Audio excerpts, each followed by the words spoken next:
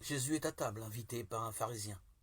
Peut-être, contrairement aux idées reçues, celui-ci est-il touché par la clarté des mots que Jésus adresse à tous. Peut-être pourrait-il, lors de ce repas, profiter du sel de sa parole de vie.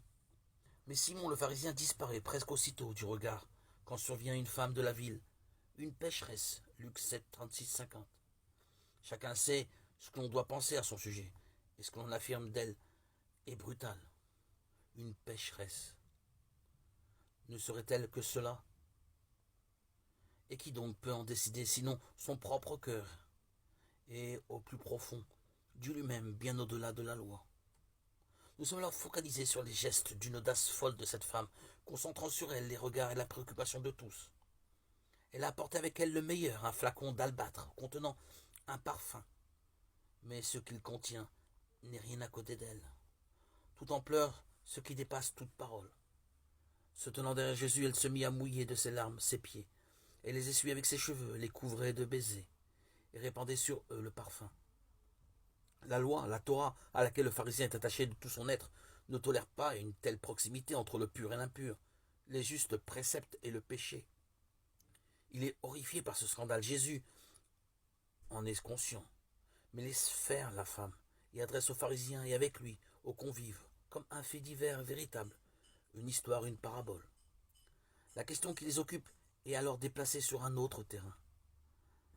La parabole est précieuse pour cela, et Jésus ne s'en prive pas. Tous écoutent avec intérêt cette histoire, qu'ils comprennent parfaitement. Le treillis est porté à la caricature. Un créancier fait grâce à deux débiteurs. La dette du premier est immense, l'autre infime. Qui l'aimera davantage? Et c'est bien là le mot-clé, aimer. Voilà ce qui plaît à Dieu. Osée chapitre 6, verset 6. Les paroles de Jésus sont alors d'une grande force et bonnes aussi pour notre chemin. Ses péchés, ses nombreux péchés sont pardonnés puisqu'elle a montré beaucoup d'amour. Mais celui à qui on pardonne peu montre peu d'amour. Nous voilà orientés vers la connaissance de la joie du pardon et appelés à aimer. Qui est cet homme?